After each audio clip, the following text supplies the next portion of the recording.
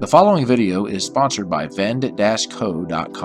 If you are looking for a side hustle or full-time income, invest in vending machines. Vend-co.com has the latest in vending equipment for the lowest price, and they have financing, so be your own boss. Check out their link in the description below. It really helps the channel. Thanks, guys. Hi guys, this is Norm from the Board Game Museum, and today I'm going to be sharing with you my top 10 Monopoly board games that was made in 2020 or maybe just a couple months beforehand. Anyway, these games are going to be variants of Monopoly, meaning that they're going to have different rules than the standard Monopoly game. There's also not going to be any card games or any of those type things. It's mainly going to be board games. But we'll go ahead and get started. Starting with the number 10 game is Monopoly Longest Game Ever. Now, personally, I wouldn't have put this on the list, but I didn't find enough Monopoly games that could replace it. But it is on this list anyway at number 10. This game probably is more of a spoof than anything, or just like for a collector's item. But the gist of this game is that they have taken the Monopoly game, tripled it in size, and then added all these rules to try to make it as slow as they possibly could. For one thing, they've given you one die roll. Anytime you land on free parking, somebody will be able to get $500, those typical things. And also, which is a weird thing, anytime you run out of a certain bill, on the back they have the bill in quadrants, and then you basically cut the bill up and then use those smaller quadrants. So I think this was a game that was only meant to be played one time. But I would only see people who are collectors or people who are really fans of Monopoly actually getting into this game. Typical people who like to play Monopoly but sometimes will get frustrated will probably get very frustrated with this game. But anyway, it's something to look at if you're into those kind of things. Monopoly Longest Game Ever, number 10. Number 9 is Monopoly PacMan. Now, in Monopoly PacMan, you're going to end up with a game console that you're going to be playing PacMan on anytime you land on or pass go to try to get points. There's also a ghost token in this game, and anytime the ghost lands on you, you're going to end up losing points. And you've got two different die. You got a regular die and then the ghost die, and you're going to move the ghost along with the PacMan character. Now, the one thing with this game is that the machine is slow, meaning that anytime you play PacMan, that's fine, but it also works as a banking unit, and because of that, you have to use the joystick in order to maneuver to what you want. So if you want to buy a property, you have to like do this, this, this. If you want to trade, you have to do this, this, and this.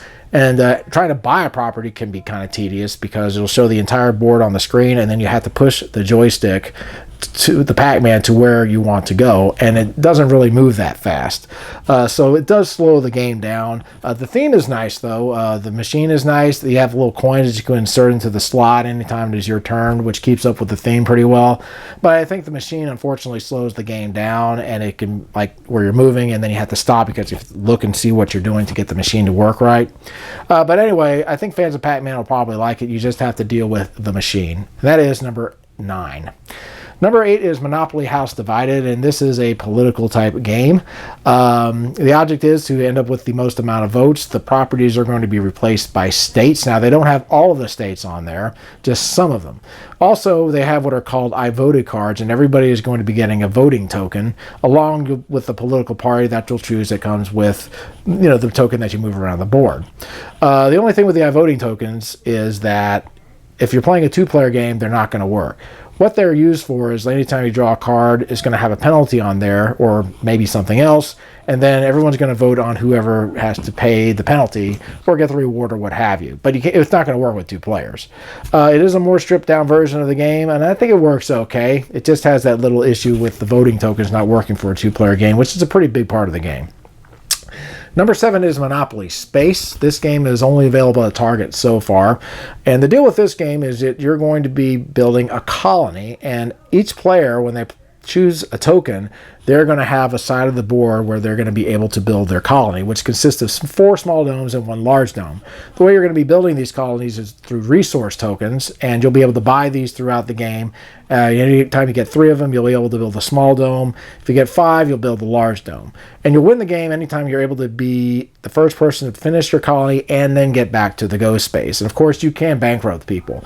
The interesting thing with this game is that even if you have like a certain section of the board you're building a colony, you may not necessarily have all the properties. And if someone ends up having a monopoly on your section of the board, when you start to build your colony, the rent is going to go up if you have a complete color set on your side. So if somebody else happens to have that complete color set, you're going to have to pay them the jacked up amount of rent, which is a pretty interesting feature. But this can be a game that might be able to get away from you because it's a race and somebody may be so far ahead that there's just no way to catch up. But it is a unique looking game, Monopoly Space. Number 6 is Monopoly Super Electronic Banking. Now, if you've seen Ultimate Banking, this is a more stripped down version of that. It has the 16 properties, and then all the cards you're going to be scanning into the little card reader. And it's a pretty cool little machine. It takes care of everything for you, and it's really easy to use. If you like electronic banking, but you want a faster version of Monopoly, I would check this version out. It plays pretty quick. Number 5 is Monopoly Super Mario Celebration. Now, this came out to celebrate Mario's 35th year, I believe it was.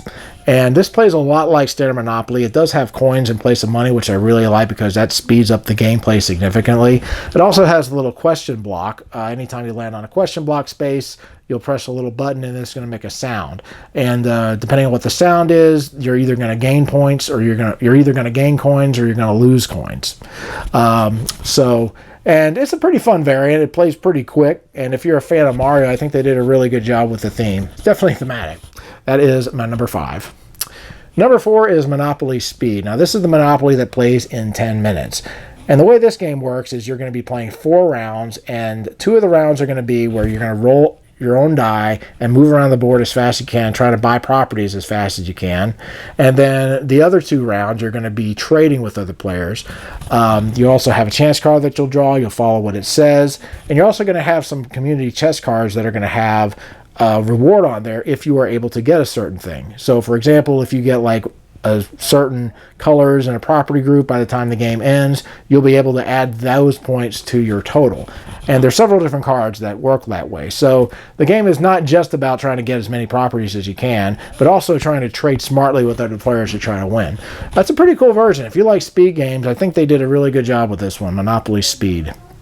Number 3 is Monopoly Star Wars The Mandalorian Edition. Now, this is the one that has Baby Yoda, and this is got 4 different Star Wars Mandalorian characters you'll be able to pick from, and they have 2 unique abilities, one by yourself and one if you have the child. And what's going to happen is anytime you land on or pass the child, you're going to take possession of him and you're going to move him along with you. Now, you've also got 3 bad guys in the game, 2 stormtroopers and then Moff Giffen, and eventually they're going to be on the board. And anytime you land on or pass them, you're going to have to battle them. And if you win the battle, you get a reward. If you lose the battle, then you'll end up getting a penalty. The main thing is you don't want Baby Yoda to be out by himself, which can happen if the player that has him goes to jail. If that happens and one of the bad guys lands on or passes him, then everybody is going to lose. The game eventually is going to end once Moff Giffen is defeated or Baby Yoda is captured, then everybody's going to go ahead and total up their points. This game has some very nice pieces. The coins are really nice. The tokens are really nice. They look like little busts. And the game plays pretty quick, too. So I think anybody who likes Star Wars Mandalorian would probably get a kick out of this game. The only thing is it goes for about $40. Is it worth $40? Probably not. I'd say it's probably more worth like $30. But it's very thematic and it's got some nice components. Number 2 is Monopoly 4 Sore Losers. Now this is a game I think for people who probably don't like Monopoly so much because of all the aggravating things that go on there. Like if you have to pay rent, for example, or if you have to pay a bill, or you end up landing on your own space and you can't get a property, those kind of things. Well, this game kind of turns this around. What happens is anytime an annoying thing happens to you, that you're going to get a sore loser token. And whenever you get 4 tokens, you're going to be able to take control of the big Mr. Monopoly character. And what happens is if you are in control of him, then any action that happens on you is going to get reversed. So if you landed on somebody's property and they had a hotel on there, that person is going to have to end up paying you the full amount of rent. If you land on a place where you would have to pay a bill, you'll end up getting money instead. And anytime somebody has 4 tokens, when it's their turn, they can go ahead and trade it for the game. Makes this game very interesting because building houses can actually work against you. So you have to be strategic, not only in when you decide to build the houses, but when you try to get a hold of Mr. Monopoly character, because it can certainly hurt you if Mr. Monopoly lands on you when you have a hotel on your property. But I like the turnaround. I like the way they changed it up a little bit. You actually have a chance to catch up in this game if you fall behind. I guess the only thing is the game can go back and forth a lot, but it's a unique rule change, and I like the way they did it. So that's my number 2. And finally, number 1 is one that I really like a lot, and that is Monopoly Disney Villains. Now, I'm not necessarily a Disney fan, but I really like the way they did this game. It is very, very thematic. You have 6 characters that you can choose from that are villains. You can choose like from Scar, Maleficent. Each of them are also going to have an ability, and on the board, there are going to be other villains that you can buy contracts for. Shere Khan, for example, or Hades. And basically what you're going to be doing is you're going to be trying to get all of the villains on your side by the time the game ends. This isn't a game. The only way you're going to be able to go bankrupt is like by doing this. And they have lairs and thickets as opposed to the houses and hotels. And what you're going to be doing is you're going to be trying to get people to go broke with the money. So therefore, the only way they're going to be able to pay you is by giving you one of their villain cards. So what you're trying to do is you're trying to get all of the villain cards. It's a very cool game. I like it a lot. Plays very fast as far as the speed because of the coins. You're going to be like jacking a property up, putting the coins rolling. And it goes by quick. It can go back and forth a little bit, but the key is getting those thickets and layers built, because once you do that, then you're going to be able to start chucking away at your opponent. But anybody who's a Disney fan, I think is going to really like this version of Monopoly. Okay, guys, that does it for me, and I hope you all have a great day. Keep on gaming. We'll see you later.